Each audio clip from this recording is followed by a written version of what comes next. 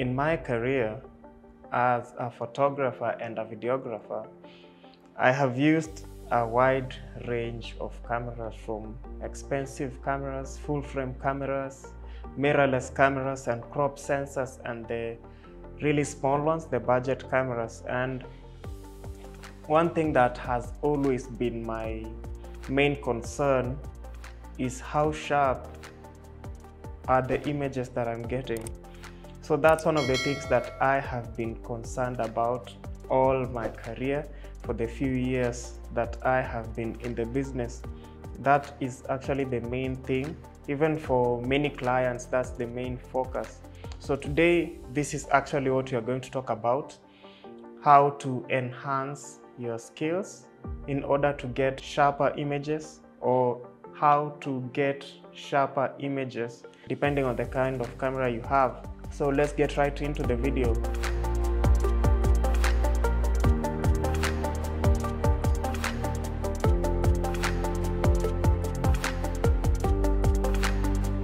First things first, there are 4 things you have to consider in this case. Number 1 is the shutter speed. Number 2 is the focus. This is actually a setting in the camera. All cameras have this setting. And number 3 is it a moving subject or is it a still subject? These are the things you have to consider in order to get to know the settings that you have to use to achieve this kind of sharp images. I remember there was a time I was contracted by a client, a very big name actually here in Kenya, and I was surprised actually. They just called me and I went there. I took some images. At that time I was still using a crop sensor, my 7D Mark II. It is actually my first camera. I still have it here and I use it from time to time. And I went there with my kit lens, 18 to 135mm lens, and they were actually doing it is actually a real estate, a very huge real estate, and they were advertising on how you can get to have a jogging track in that area where you can get to enjoy your evening runs and your morning runs or even afternoon walks. So I had to take images for them, and as they were running I realized that the image that they wanted was the one that one of the 2 runners, their arm was a bit blurry, and that was the image that they wanted. And they selected that image after I had already gotten home and edited them. We didn't go through the photos while we were there because we would have done a retake, but it didn't happen. This actually reminded me of how much we need to be aware of the kind of images that we are taking. So this is actually what I'm talking about today. If it's a moving subject, you need to understand that shutter speed here is all that matters, especially if it's a human being or a huge subject, maybe an animal, maybe you're doing wildlife photography. You have to consider that in order to get to capture that image in a more crisp manner. So number 1 thing I have said is the shutter speed, and you have to also consider the focal length. The more, especially if you are using these lenses that when you zoom in, also the aperture changes. When you're using these kinds of lenses, you have to consider that, because as you continue to zoom in, you have to increase your ISO as well in order to get a well exposed image. So shutter speed for moving objects, if it's a human being running, you have to consider that. And also if there are 2 people running, 2 or more people running, you have to consider also the aperture. When you talk of aperture, it means that you have to be aware of the kind of lens that you're using. If it's a 2.8mm lens, you have to consider if it is one person 2 or more people, you have to know the kind of aperture you're going to use. Yeah, so it is really safe to use a wider aperture in order to allow more people to be in focus. If you use a smaller aperture, yes, you're going to get a crisp image, but only one person is going to be in focus, so it can't really help you that much unless you are doing it on purpose and you have been informed that that is what they want. Maybe the client wants that kind of image, but it is always good to have a wide image where everyone is in focus. That is what we call a safe image. That is a safe image, so that when they ask for it, you still have it. So going back to shutter speed, you have to understand if it's a moving object, it's safer to use 1/400 of a second or more. You have to know this, the back of your mind. For still images, we have to understand that at this point you are in full control of what you want to achieve, and this is where I use the 1-point focus. And for me to achieve the sharpness that I want, I usually select the eye, one of the eyes as the focus point.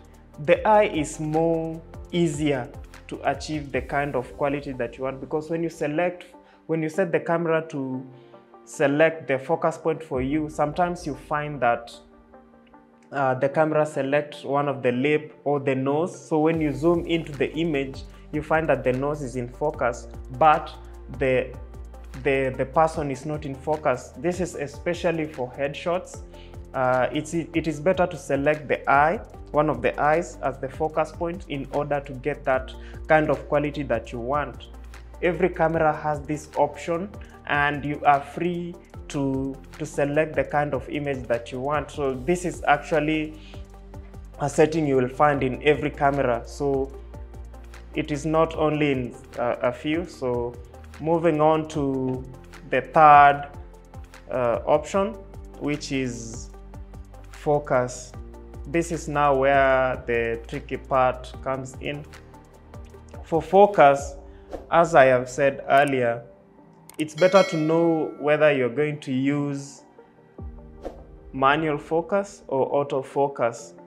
So this is where now you have full control of what you want to achieve. For manual focus, if you really trust yourself that much, you can use manual focus. But it's a good thing that cameras these days have a very nice autofocus systems, especially when you look at the mirrorless cameras coming in, like Sony, the Canon EOS R and all that. I've not tested the Nikon, but if you're using the Nikon mirrorless cameras, you can tell us your experience. So the continuous autofocus actually can help you also in the videos.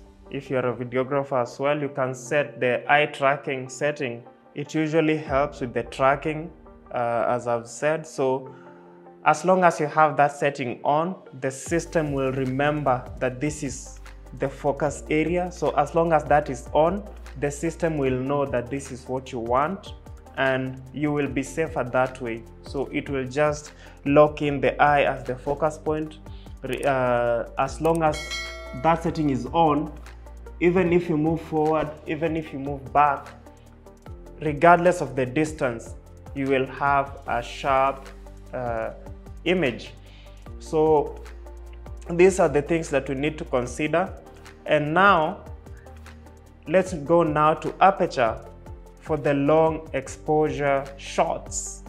These are now the evening shoots we see of cars, blurred in images, and maybe a building is in focus, but something, maybe a car was passing by, but that car is blurry.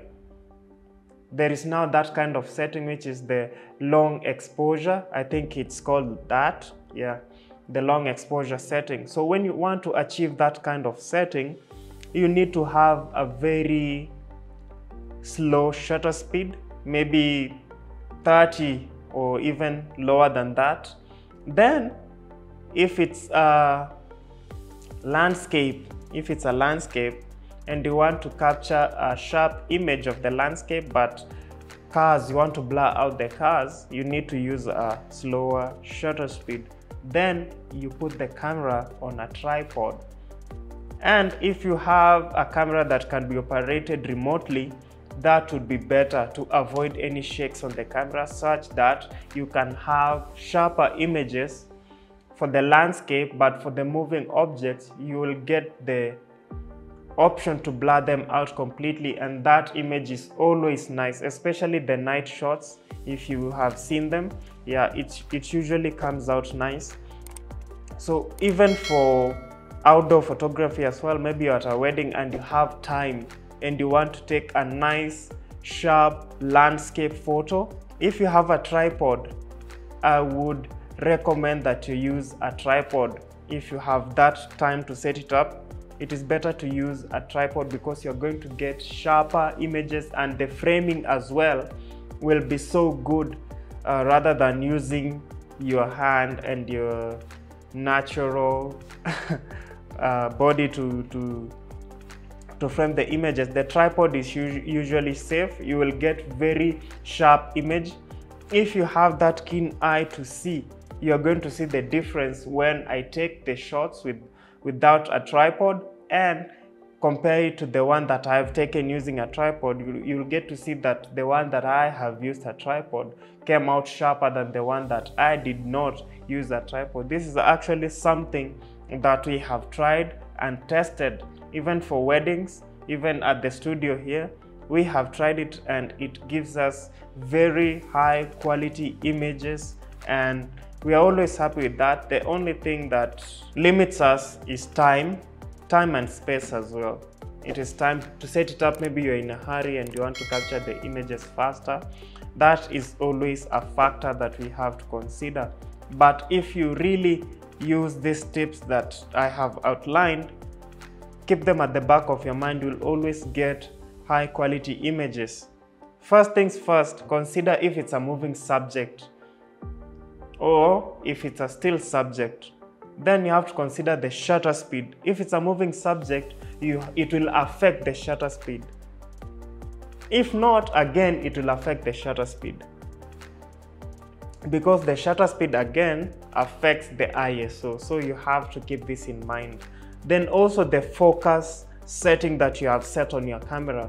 It is really important to know the focus setting on your camera. Many people don't know about this. They just use automatic, and you find that for the focus moves from the eye to the forehead, from the forehead to the lip, from the lip to the nose, or the camera tries so much to balance whether focusing on the background or should I focus on the subject. So it is better to set your focus right before you start shooting.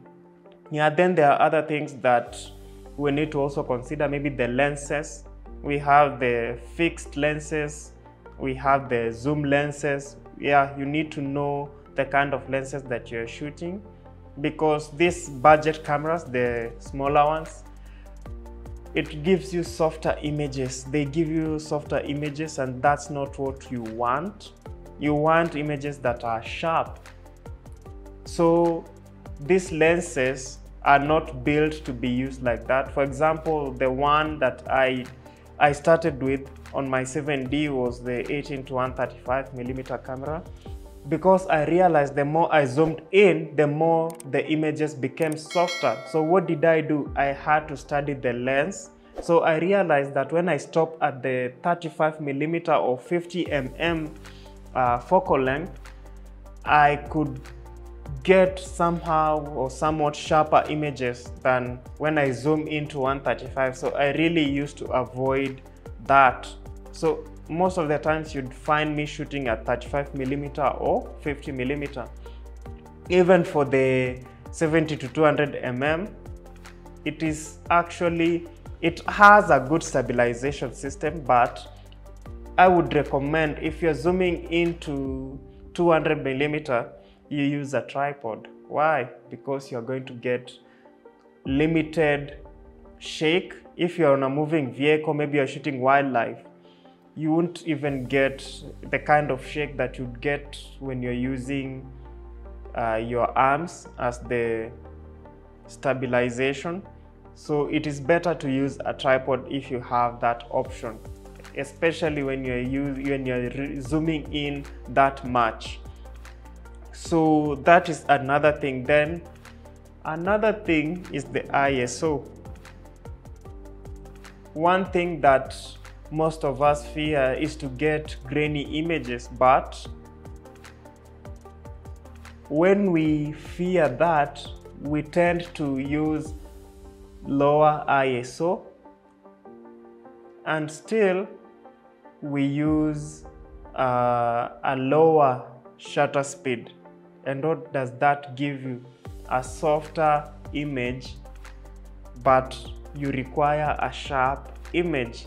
What do I mean by a softer image? When you zoom in, what we mean by a softer image, you won't see details on the subject. Maybe you're shooting a headshot, you won't see the details, maybe the pores on the skin, maybe you won't see the beard as well. So that is what we call a softer image. So now, what do we do about it? How do we go around it? If you're in a darker, maybe indoor place, maybe you're at an event, a corporate event, a wedding, and they do not have enough light in there, what do? You bump up your ISO, and also remember to balance it with your shutter speed. Go to a higher shutter speed and increase your ISO. Why? Because you can remove the grain in post, but you cannot, get this, you cannot make a softer image to become sharp in post-production or in Photoshop, as many of you would say. So it is better to get grainy image because you can remove the grain in post, but you cannot make an image that is out of focus to be in focus. So this is one thing that we need to keep in mind. So these are the things that we need to consider. So back to the lenses. These days we have fast lenses. They pick focus really fast, but when you use maybe a camera that was released long time ago, it takes time for it to get focus. And I'm sure all of us have experience with the 50mm camera, especially if you're a Canon user. At least this is the one that I have experience with.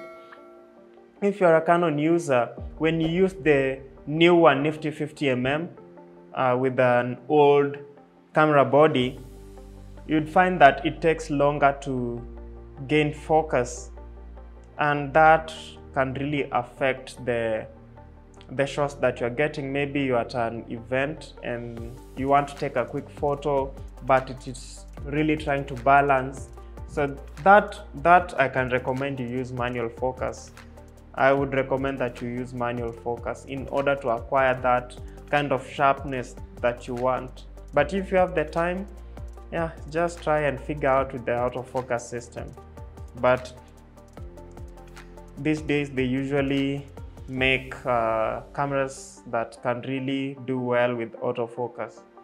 Yeah, so these are the things that I'd share in order to get sharper images. I hope that you've learned something.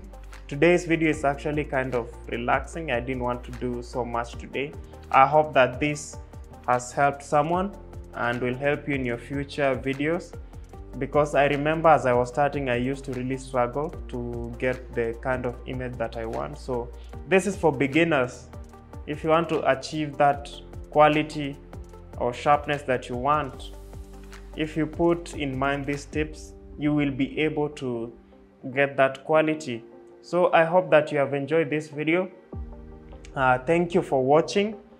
Thank you for being here, and we continue to grow day by day as we pass on knowledge to one another. So keep on watching, keep on sharing. Remember to like and subscribe and comment if you can, and if you have learned something. So bye bye. See you on the next episode. Peace out.